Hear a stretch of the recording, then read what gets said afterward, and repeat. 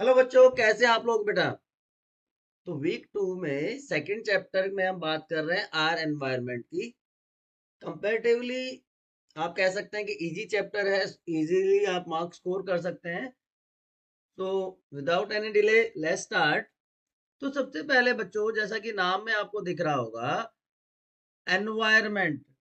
What is environment? क्या होता है एनवायरनमेंट? बताइए। आप अपनी प्रीवियस नॉलेज के बेस पे इस वर्ड को क्या एक्सप्लेन कर सकते हैं? सिंपल वर्ड्स में अगर मैं कहूँ एनवायरनमेंट क्या है, तो सराउंडिंग, हमारे आसपास की जो चीजें हैं वो क्या कहलाता है? हमारा एनवायरनमेंट।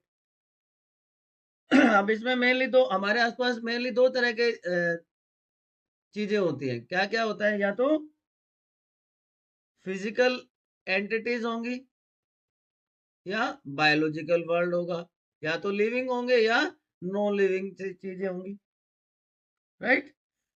तो एनवायरनमेंट एक ऐसा इंटरडिपेंडेंट सिस्टम है जहां पे ये दोनों, फिजिकल मतलब एबायोटिक और बायोलॉजिकल मतलब बायोटिक, ये दोनों कंपोनेंट एक दूसरे के साथ इंटरेक्शन जब करते हैं ना,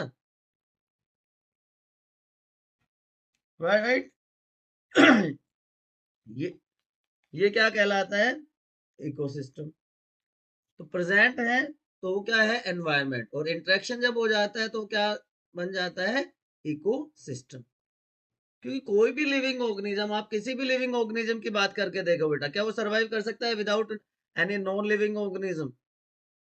हम अगर ह्यूमन बींग्स की बात करें तो हम अपनी बहुत सारी चीजों के लिए किस पे डिपेंडेंट होते हैं? किस पे डिपेंडेंट होते हैं? बाकी दूसरी लिविंग ऑर्गेनिजम्स पे, बाकी दूसरे एबायोटिक कंपोनेंट्स पे। भाई ह्यूमन बींग्स है, ह्यूमन अपना फूड कहाँ से ऑब्टेन करेगा? उसको बाकी लिविंग ऑर्गेनिज्म के ऊपर, चाहे वो प्लांट है चाहे वो एनिमल है, वहां पे उस पर डिपेंड करना पड़ेगा, ठीक है। वो एयर कहाँ से लेगा? एयर एटमॉस्फेयर से लेगा, ये एबायोटिक कंपोनेंट हो गया। तो उसको बायोटिक और एबायोटिक दोनों तरह के कंपोनेंट पे डिपेंड करना पड़ता है। तो इकोसिस्टम का कंसेप्ट यहीं से आया कि सारे लिविंग ऑर्गेनिज्म, चाहे वो कोई भी प्लांट है, एनिमल है, माइक्रो ऑर्गेनिज्म है, वो इंटरेक्ट कर रहा है with each other and with other abiotic factors. तो वो क्या कहलाता है? वो इंटरेक्शन क्या कहलाएगा बच्चों? वो इंटरेक्शन कहलाता है इकोसिस्टम। बात समझ में आ गई? अब नेचर में बहुत सारे टाइप के इकोसिस्टम्स देखने को मिलते हैं। तो सबसे पहले बात आती है नेचुरल इकोसिस्टम, जो नेचर ने हमें प्रोवाइड कर दिया, नेचर ने बना के जो दे दिया वो क्या कहलाएगा? Natural ecosystem. नेचुरल इकोसिस्टम में आपके फॉरेस्ट आ जाते हैं, लेक्स आ जाती हैं, पोन्ड्स। हालांकि पोन्ड्स को हम दोनों तरफ इंक्लूड कर सकते हैं, पोन्ड दोनों तरफ आ सकता है, क्योंकि पोन्ड को हम बना भी तो सकते हैं, तो ये आर्टिफिशियल में भी आ सकता है। तो फॉरेस्ट, पोन्ड, लेक, डेजर्ट।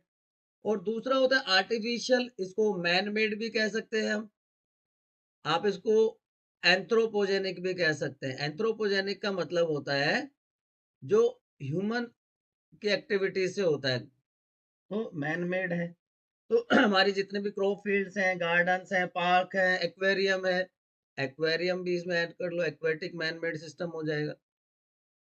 तो ये बात हो गई टाइप ऑफ इकोसिस्टम की। तो क्या आप इसके अलावा भी कोई और टाइप का इकोसिस्टम मुझे बता सकते हैं?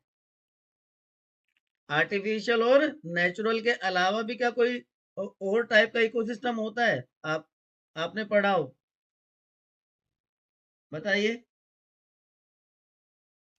चलिए एक और तरह की क्लासिफिकेशन आपको बताते हैं इकोसिस्टम की। अभी तक आपने ये देखा कि एक तो नेचुरल इकोसिस्टम हो गया और एक मैन मेड या आर्टिफिशियल इकोसिस्टम हो गया, राइट। अब नेचुरल में भी तो अलग अलग टाइप्स हो सकती हैं।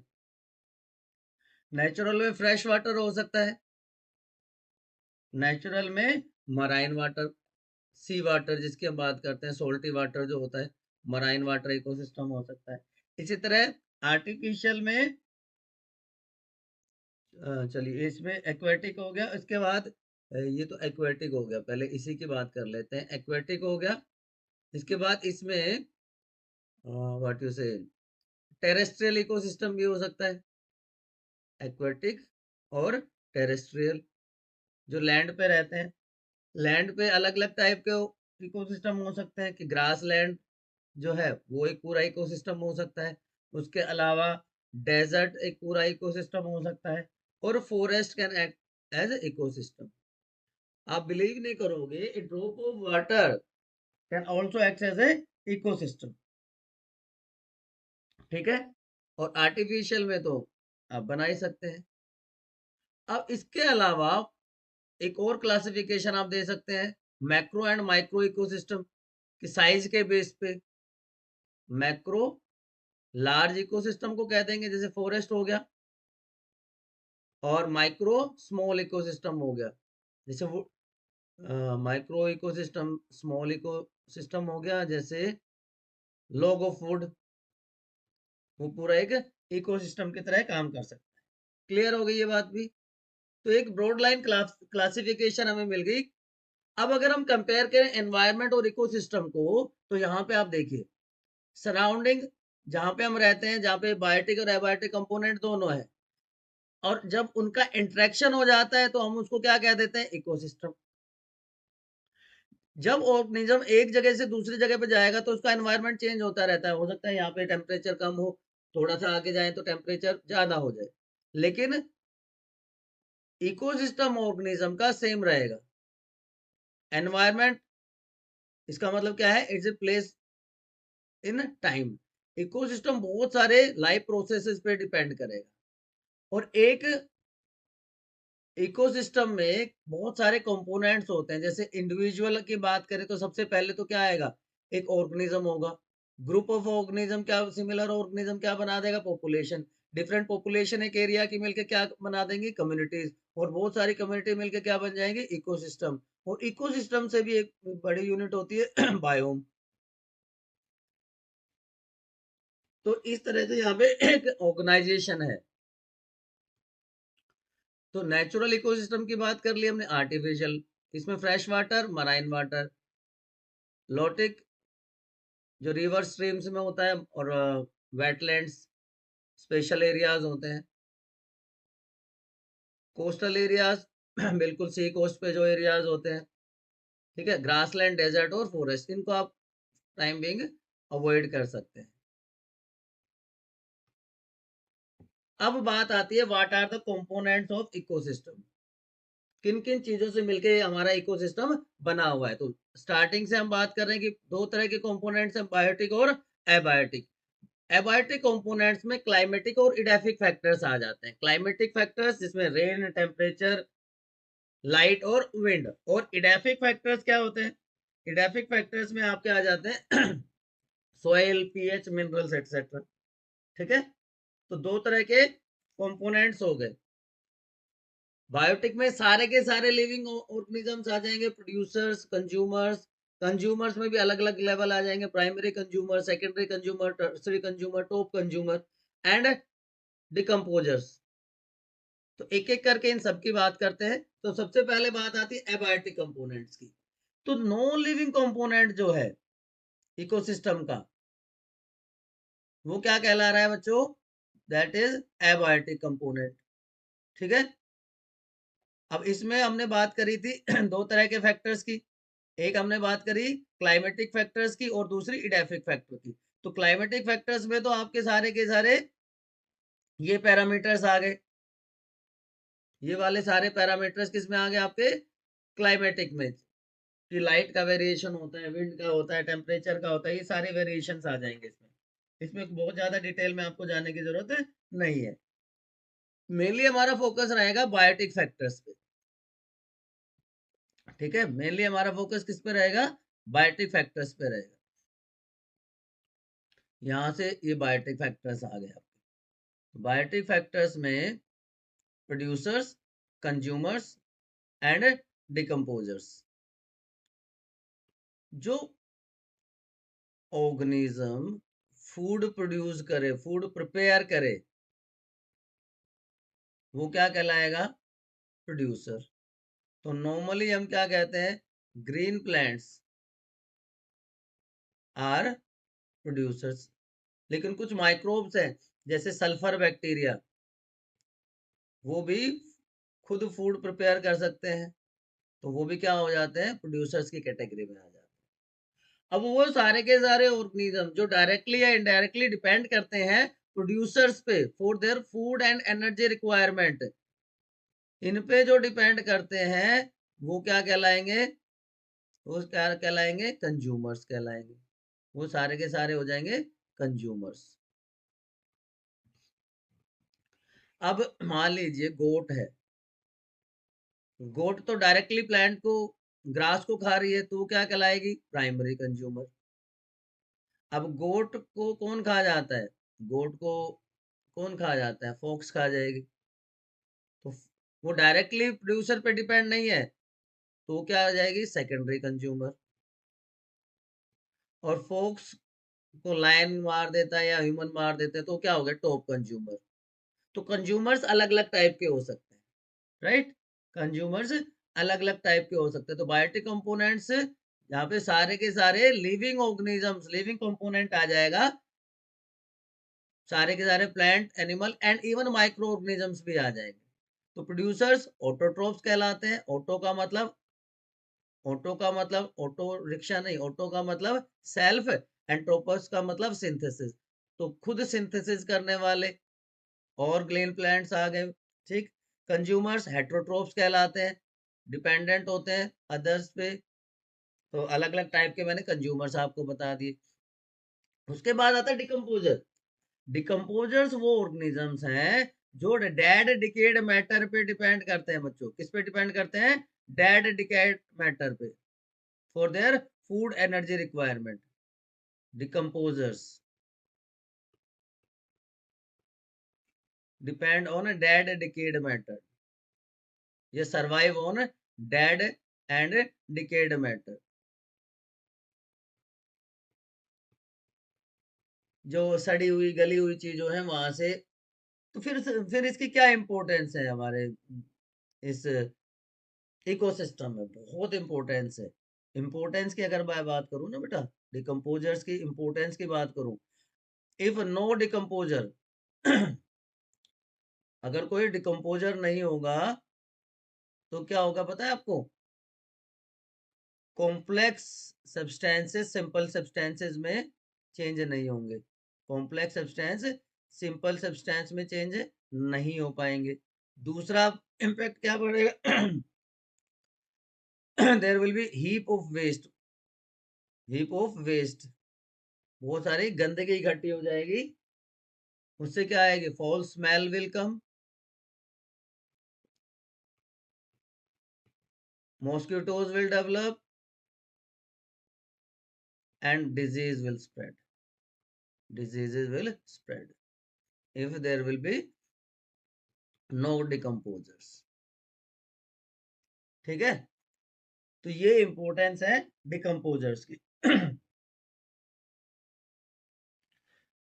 तो अभी तक हमने बात कर ली कंज्यूमर्स की, चाहे वो प्राइमरी है, सेकेंडरी है, टर्सरी है, या जिसको हम टॉप कंज्यूमर कहते हैं। डिकम्पोजर्स की हमने बात कर ली, रोल ऑफ डिकम्पोजर्स की हमने बात कर ली। ये इसका मतलब क्या कह सकते हैं? They help in recycling of nutrients. Recycling में एक तरह से हेल्प करते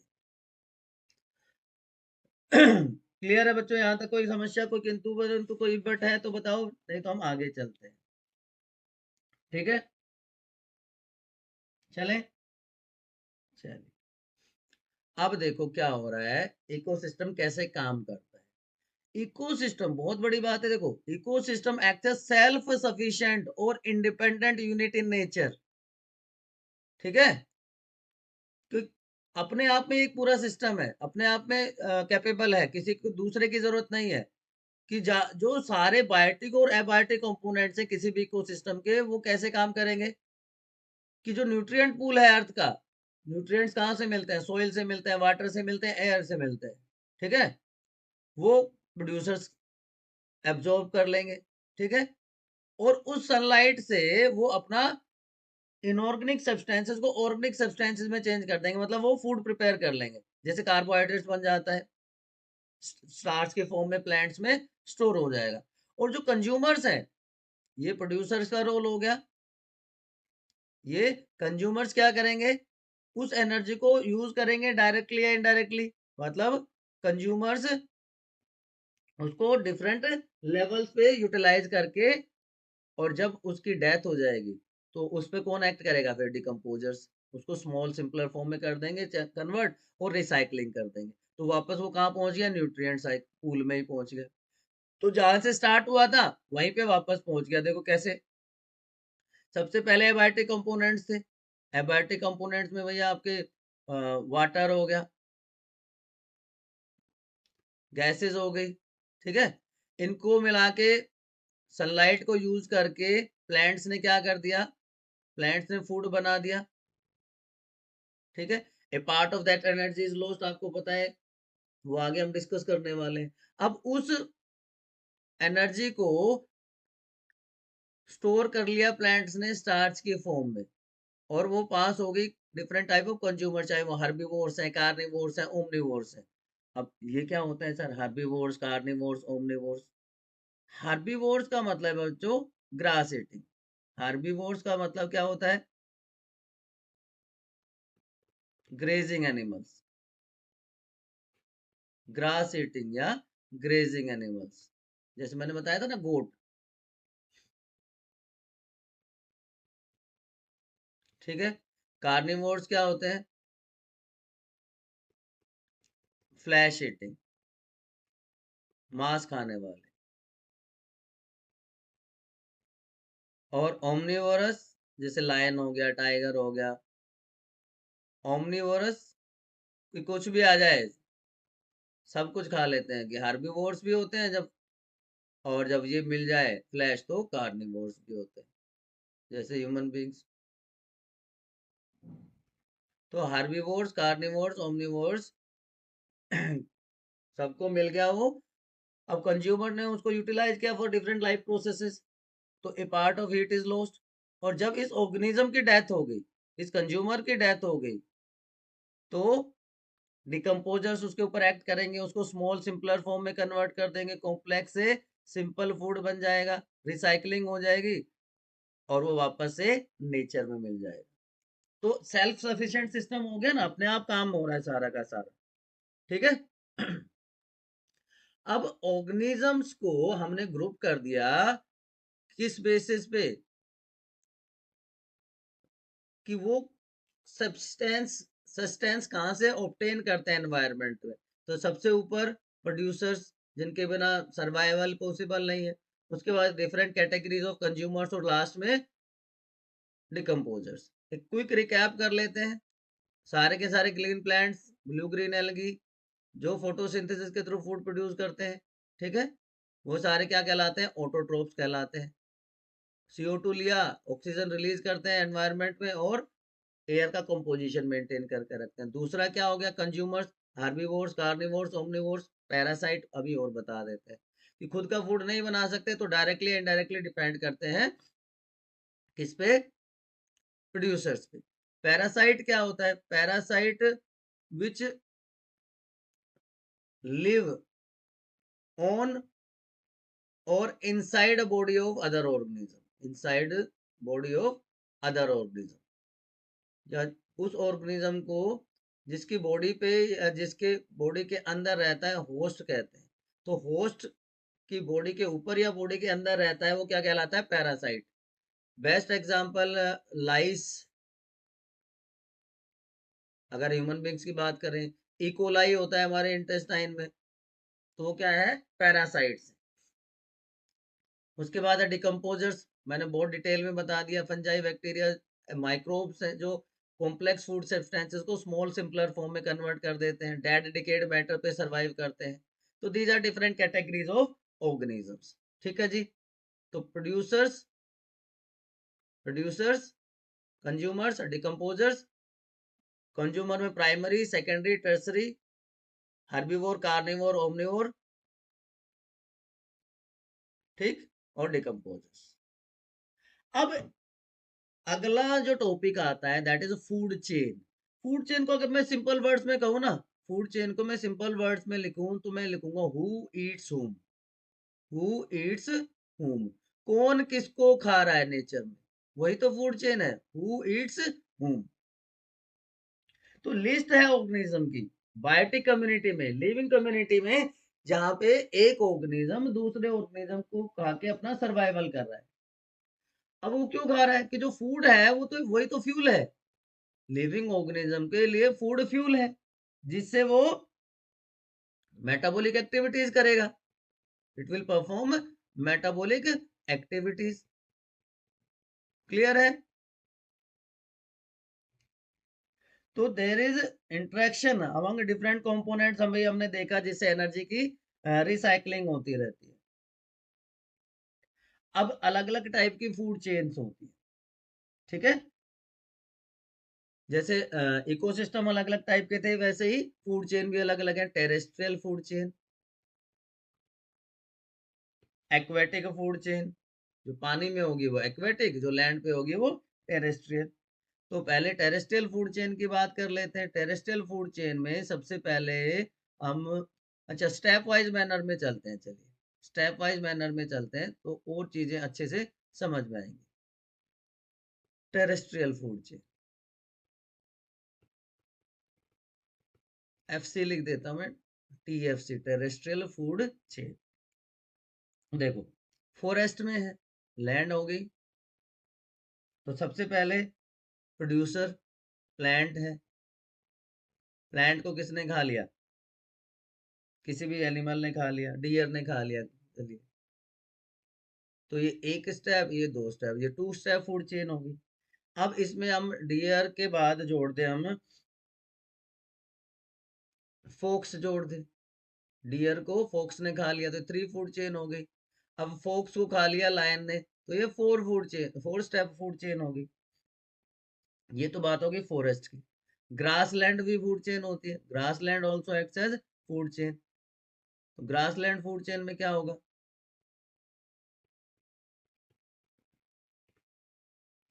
ग्रास, ग्रास को खा लेता है इंसेक्ट, ग्रास होपर जिसको हम कहते हैं, ग्रास को खा लिया ग्रास होपर ने, ठीक है। ग्रास होपर को कौन खा जाता है? फ्रॉग खा जाता है।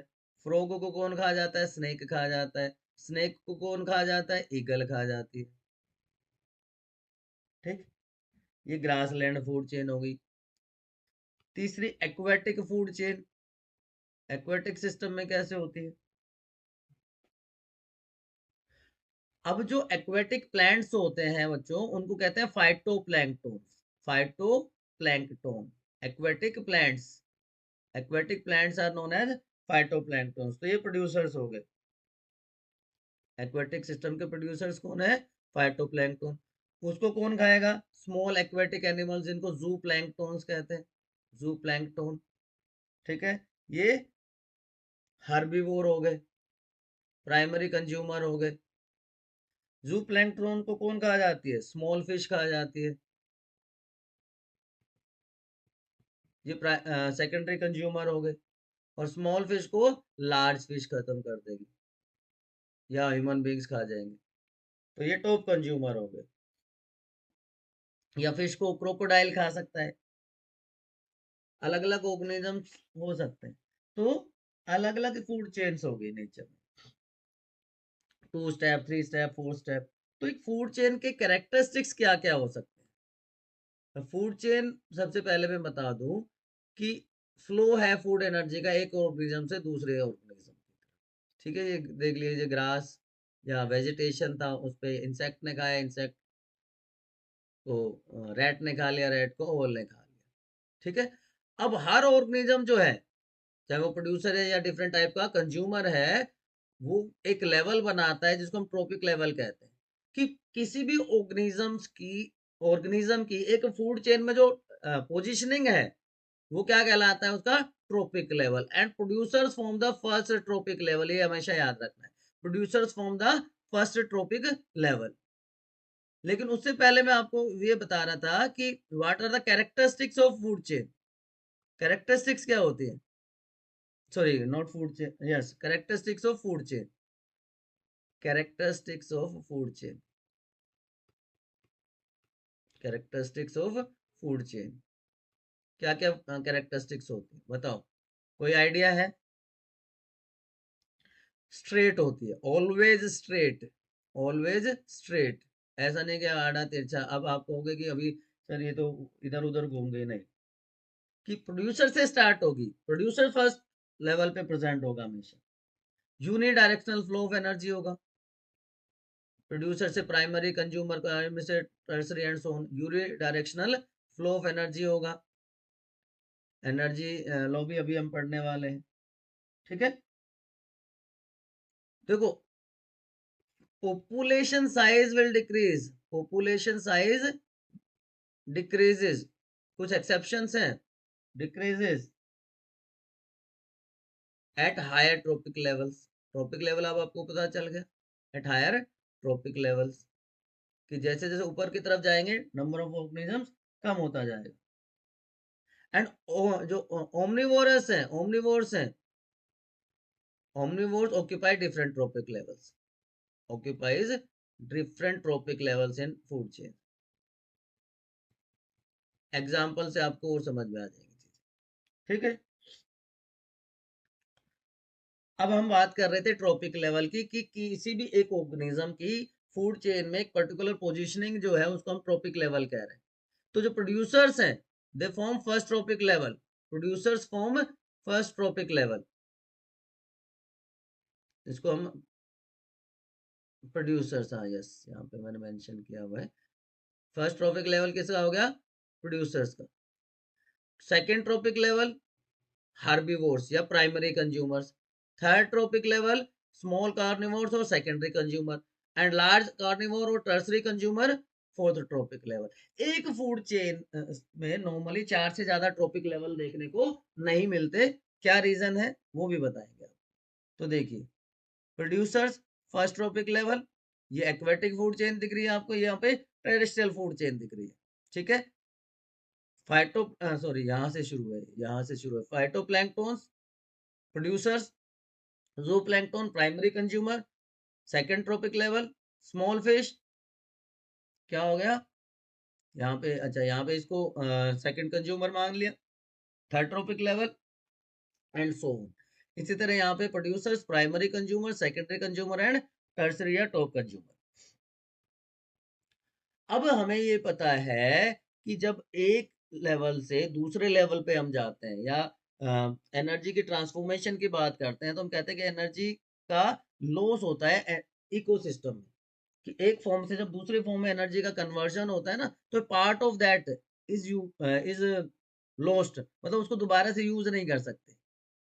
तो ये बहुत इंपॉर्टेंट है, इसके ऊपर क्वेश्चन भी आते रहे हैं बच्चों। जो ग्रीन प्लांट्स हैं टेरेस्ट्रियल लैंड इकोसिस्टम में, वो सनलाइट का सिर्फ 1% एब्जॉर्ब करते हैं, ठीक है। जो लीफ पे गिरी सनलाइट, टोटल सनलाइट, उसका सिर्फ 1% उन्होंने यूज किया, ठीक है।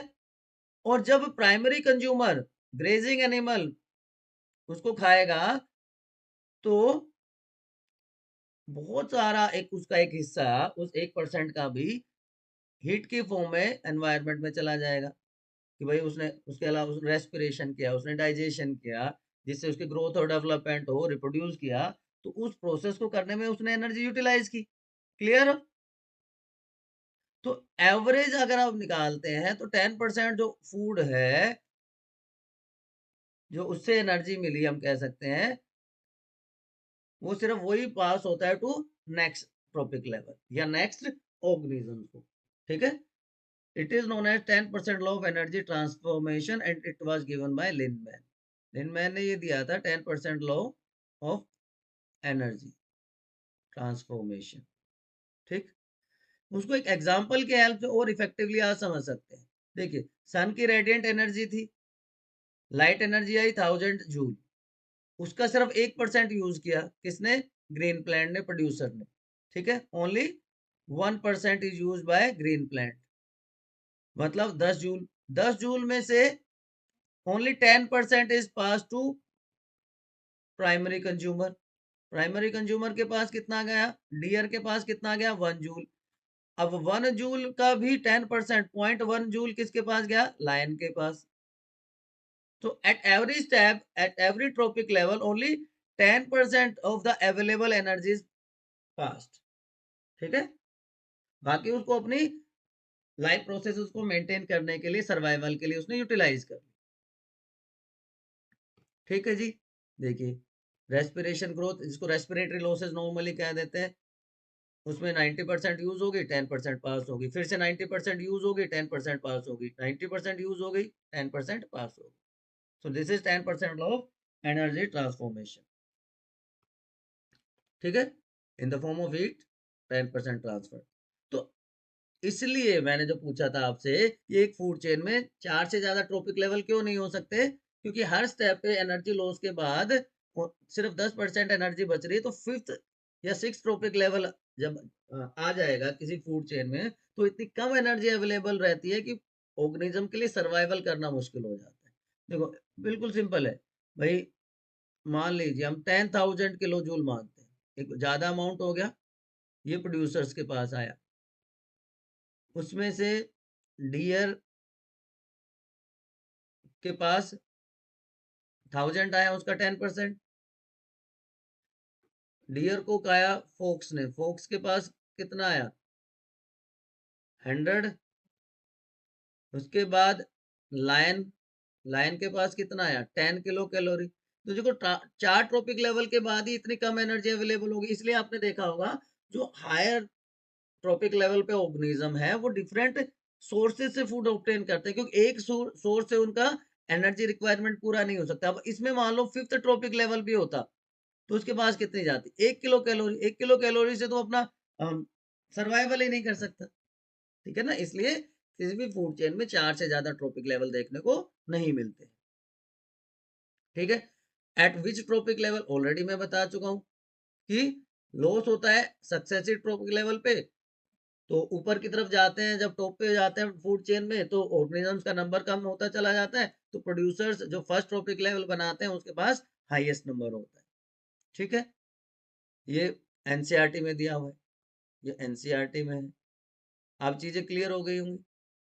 ठीक है, कि एक तो दो चीजें क्या क्लियर हुई, दो चीजें क्या क्लियर हुई, number one, energy level decreases upwards, number of organisms decreases जब हम ऊपर की तरफ जाते हैं, producers form first trophic level, ये तीसरी बात, यहाँ पे तो दो ही कही थी मैंने, यहाँ पे तीसरी बात, और 4 trophic levels are found in a food chain, in a food chain. Clear है बच्चों? अब थोड़ी सी कॉम्प्लेक्सिटी बढ़ाते हैं, मजा आ रहा है? पहले तो ये बताओ चीजें समझ में आ रही है?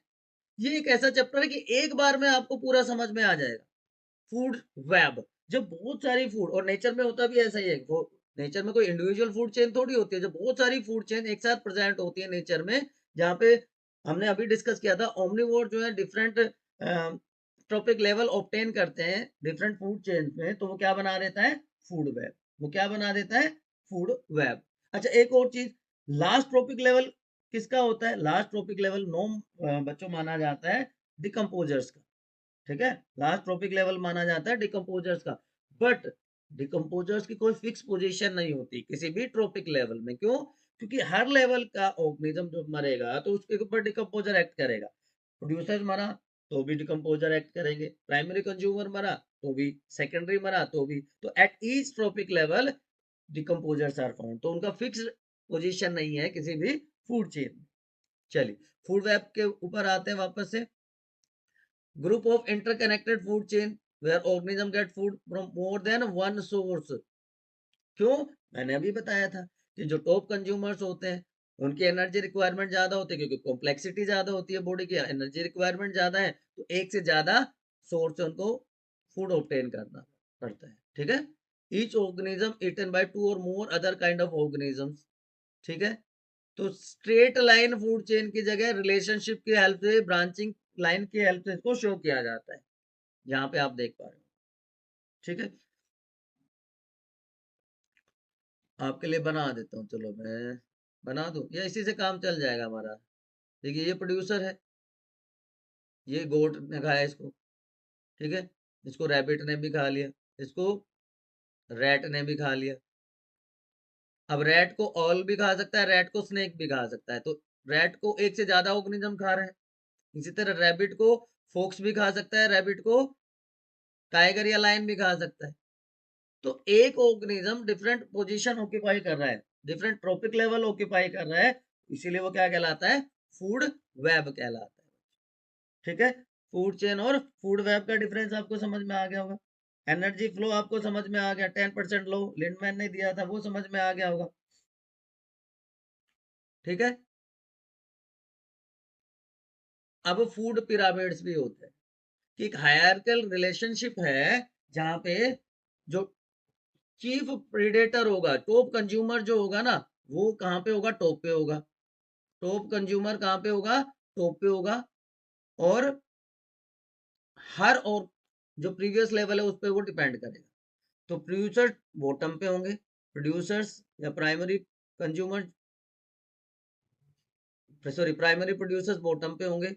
उसके अलावा फिर ग्रेजुअली ये आप देख रहे हो, primary consumer, secondary consumer and top consumer. ठीक है, तो फूड चेन स्ट्रेट होती है, दोबारा से समराइज कर लेते हैं। यूनिडायरेक्शनल फ्लो है एनर्जी का। प्रोड्यूसर्स यूज करते हैं सनलाइट को, 10% लॉस होता है एनर्जी का। सो इसलिए 4 से ज्यादा ट्रॉपिक लेवल नहीं मिलते। इकोसिस्टम में एनर्जी फ्लो का बेसिस है, एनर्जी मूव करती है progressively through various trophic level, और लॉस्ट हो जाती है, जो कि दोबारा से अवेलेबल नहीं होती, दोबारा से अवेलेबल नहीं होती। उसके बाद आता है बायोमैग्निफिकेशन। बायोमैग्निफिकेशन अच्छा वर्ड है ये। बायो का मतलब लिविंग और मैग्निफिकेशन का मतलब accumulation. Gradual increase in concentration of harmful non biodegradable substances, non biodegradable substances at successive trophic levels, at successive trophic levels of a food chain. Trophic levels of a food chain is known as biomagnification. बहुत simple सा example है, देखो बहुत simple सा example है। ये मे fly है, एक सिंपल फ्लाई मान सकते हैं आप। ठीक है, इसमें कोई केमिकल था, मान लीजिए 1 ग्राम था, 1 मिलीग्राम था, बल्कि मिलीग्राम पे करते हैं। अब इसको खाया एक बड़ी फिश ने, तो अब एक से तो उसका काम चलेगा नहीं, तो उसने 4-5 खा लिए तो 5 मिलीग्राम हो गया। इसी तरह उसको शाह का वेल ने खाया या बड़े ऑर्गेनिज्म ने खाया, तो उसने भी एक से ज्यादा खा ली, तो यहाँ पे 10 मिलीग्राम हो गया, और उनको ह्यूमन बींग्स कंज्यूम करेंगे तो ह्यूमन बींग्स में मैक्सिमम कंसंट्रेशन होगी। तो प्रोसेस बाय विच कंपाउंड, मैंने कहा ना, नॉन बायोडिग्रेडेबल पोल्यूटेंट या पेस्टिसाइड्स हैं, इंक्रीज होते हैं कंसंट्रेशन में at in tissue of organisms in a food chain. ये एनसीईआरटी में जो डायग्राम दिया हुआ है डीडीटी वाला। ठीक है, कि जो फाइटोप्लैंक्टन्स हैं एक्वेटिक बॉडी में, डीडीटी हमने डिसोल्व किया, वो फाइटोप्लैंक्टन्स में आ गया, फाइटोप्लैंक्टन्स में जू प्लैंक्टन में गया, जू प्लैंक्टन से स्मॉल फिश में, स्मॉल फिश से लार्ज फिश में, और लार्जेस्ट में। ठीक है, तो वाटर बॉडीज पोल्यूटेड हो गई अलग अलग टाइप के वेस्ट से। ठीक है, मरकरी, सॉरी इसमें मरकरी का एग्जांपल दिया, केमिकल एंटर हो गया वाटर बॉडीज में, और यहाँ सोयल से अब्जॉर्ब कर लिए प्लांट्स ने, वहां से एक्वेटिक सिस्टम में चले गए, और क्योंकि ये नॉन बायोडिग्रेडेबल है तो ये एक्यूमुलेट होते रहते हैं हर ट्रॉपिक लेवल पे, एक्यूमुलेट होते रहते हैं हर ट्रॉपिक लेवल। ठीक है जी, चलिए। How are activities affect our environment in a greater way. अब जो भी प्रॉब्लम हो रही है एंथ्रोजेनिक प्रेशर की वजह से हो रही है। एंथ्रोपोजेनिक मैंने बताया था, ह्यूमन एक्टिविटीज। एंथ्रोपोजेनिक प्रेशर है ह्यूमन एक्टिविटीज का प्रेशर। हमने सब कुछ खराब करना शुरू कर दिया है, चाहे वो इंडस्ट्रियल वेस्ट की बात करें, वो हमारे कारनामे हैं, चाहे हम वो बात करें व्हीकल पोल्यूशन है, चाहे वो आगे जाके हम जो डिस्कस करने वाले हैं ओजोन लेयर डिप्लीशन है, सारी की सारी एक्टिविटीज ह्यूमन की वजह से एनवायरनमेंट को अफेक्ट कर। ठीक है, तो जैसे हमने बात करी ओजोन लेयर डिप्लीशन की, क्योंकि ये तो हम ऑलरेडी डिस्कस कर चुके हैं। ओजोन लेयर डिप्लीशन क्या होता है? ओजोन एक डेडली पॉइजन है ट्रोपोस्फेयर में। ठीक है, कहाँ पे? ट्रोपोस्फेयर में।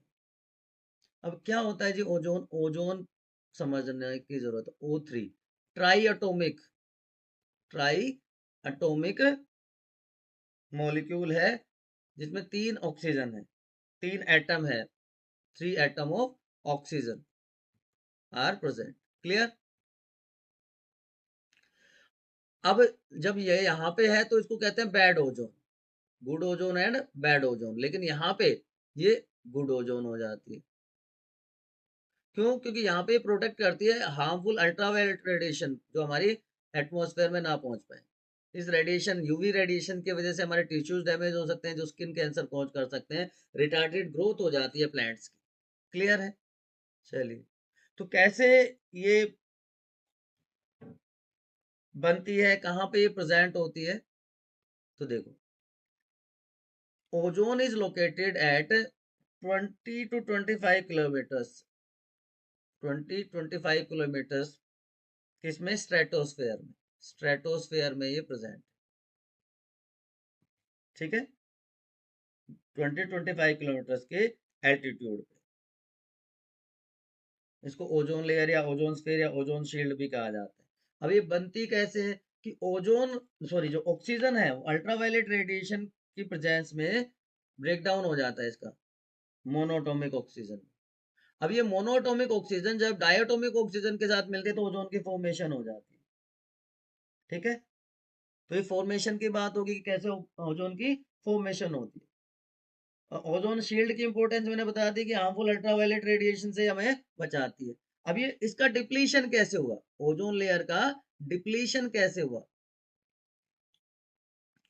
ये देखिए, सनलाइट आई, डायटोमिक ऑक्सीजन था, इसका डिसोसिएशन हो गया, इसके साथ ये मिल गई, तो ओजोन की फॉर्मेशन। डिसोसिएशन कैसे हुआ? कि ह्यूमन एक्टिविटीज की वजह से हमने बहुत सारे ozone depleting substances, ODS, ozone depleting substances, जैसे सीएफसी, क्लोरोफ्लोरोकार्बन रिलीज करना शुरू कर दिया, हेलोजन्स रिलीज करना शुरू कर दिया, कार्बन टेट्राक्लोराइड रिलीज करना शुरू कर दिया। अब ये जो सीएफसी है हाईली स्टेबल है, इट इज हाईली स्टेबल। ठीक, अलग अलग टेम्परेचर पे स्टेबल रहती है, इसलिए इसको रेफ्रिजरेटर्स में कूलेंट की तरह यूज किया जाता है, फायर एक्सटिंग्विशर्स में इसको यूज किया जाता है, स्प्रेइंग कैन्स जो आती हैं आपकी उसमें यूज करते हैं। लेकिन ये डिग्रेड नहीं होती क्योंकि स्टेबल है।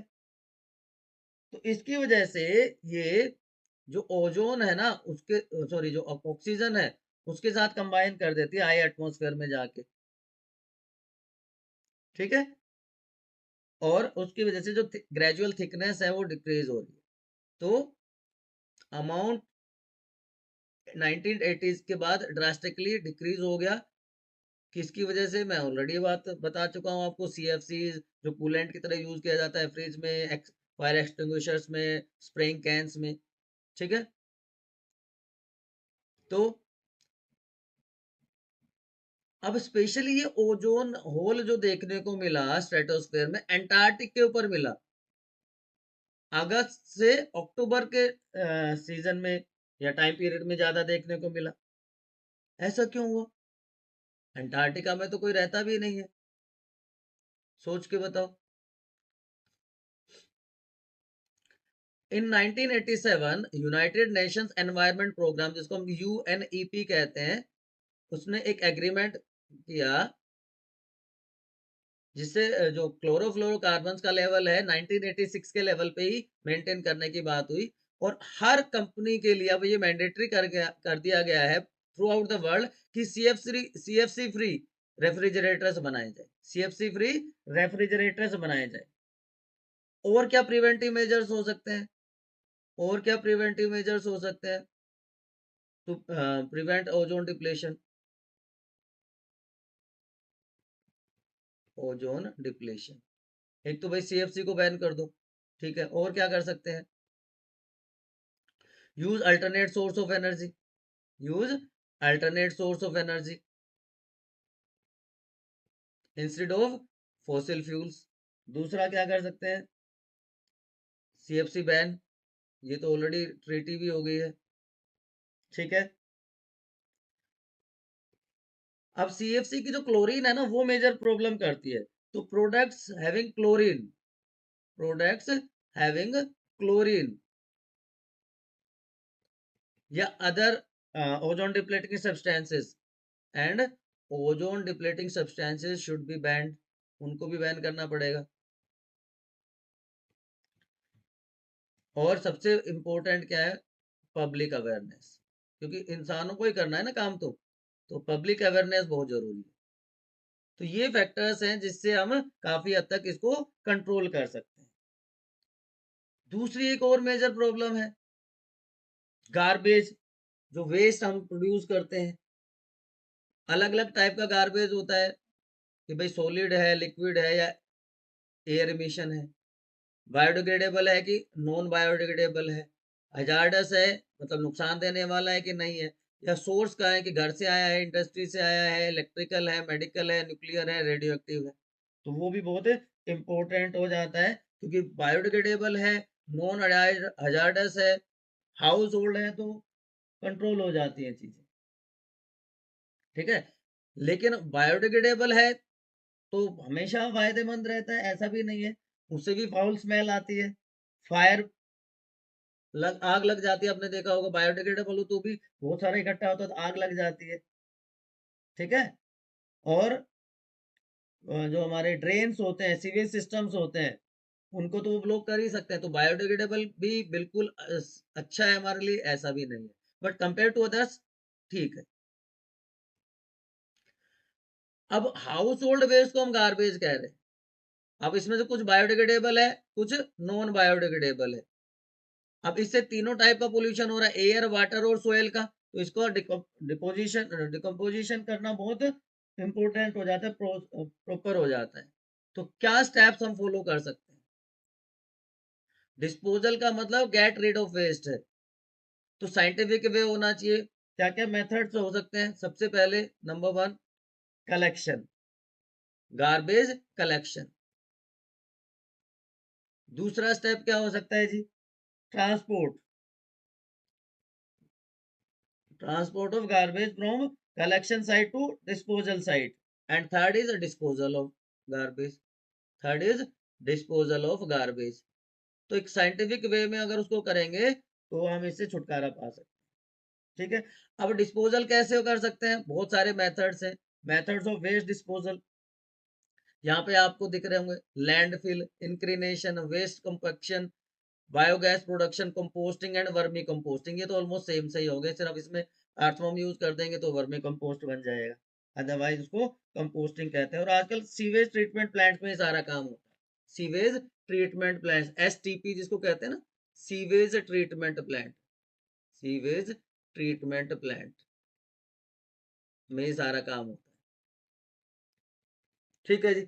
एक एक को एक क्विकली हम देख लेते हैं कैसे कैसे सारे काम करते हैं। देखो, सबसे पहले रिसाइकलिंग, सबको पता है, वेस्ट मटेरियल को यूजफुल मटेरियल या ऑब्जेक्ट्स में कन्वर्ट कर देना, जिसकी वजह से जो नॉन बायोडिग्रेडेबल वेस्ट है उसका अमाउंट डिक्रीज हो जाए। तो tin cans, metallic articles, paper, glass, इनको हम इजिली रिसाइकिल कर सकते हैं। एक बात होगी। दूसरा लैंड फिलिंग, ये तो आपने देखा होगा, आपके शहर के बाहर बड़े बड़े पहाड़ लगे होते हैं कचरे के। तो ऐसा वेस्ट जिसको हम ना तो रिसाइकिल कर सकते, ना रीयूज कर सकते, तो उसको अलग कर लिया जाता है और एक थिन लेयर की फॉर्म में, शहर के बाहर जो एक लो लाइंग एरिया होता है वहां पे थिन लेयर के फॉर्म में स्प्रेड कर देंगे, और हर लेयर के बाद एक लेयर सोइल की ऐड कर देंगे। लेकिन ये एरिया अगले 20 साल के लिए अनफिट कर दिया जाता है, तो ना कंस्ट्रक्शन होगा बिल्डिंग का, ना वहां पे लोग रहेंगे।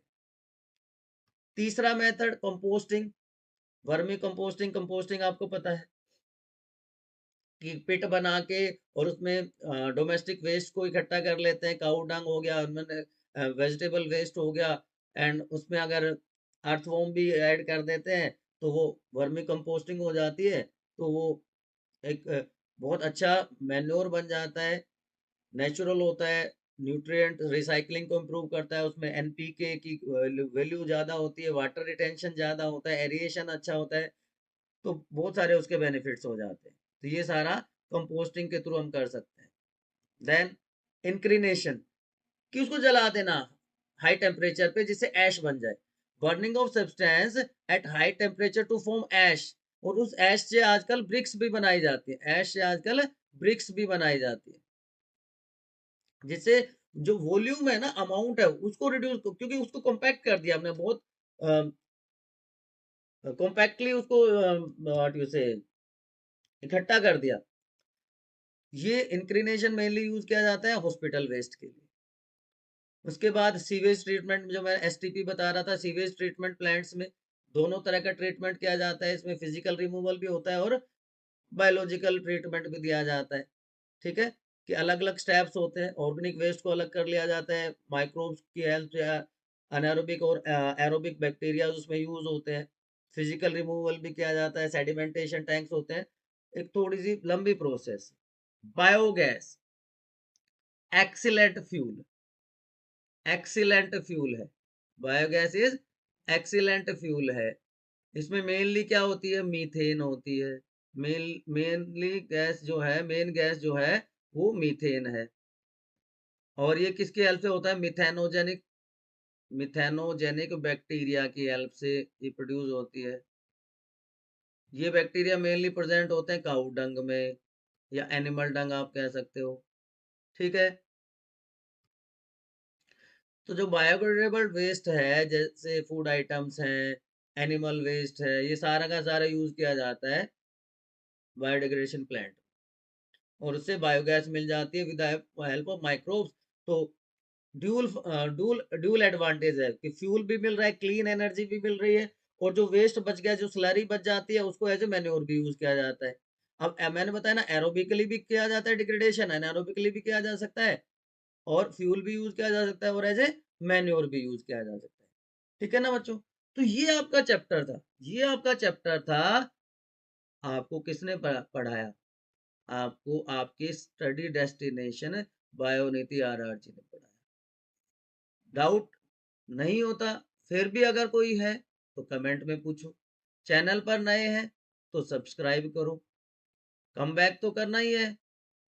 तो वीक सेकंड का चैप्टर 2 भी हमने कर दिया कंप्लीट, तो 2 वीक में हमने 4 चैप्टर कंप्लीट कर लिए। ठीक है, डिटेल कौन कौन से चैप्टर किए, क्या प्लानर है, आप प्लेलिस्ट में जाकर देख सकते हैं। ठीक है, शेयर कर दो फटाफट, और लाइक तो करना ही है। ठीक है ना बच्चों, keep studying, see you soon.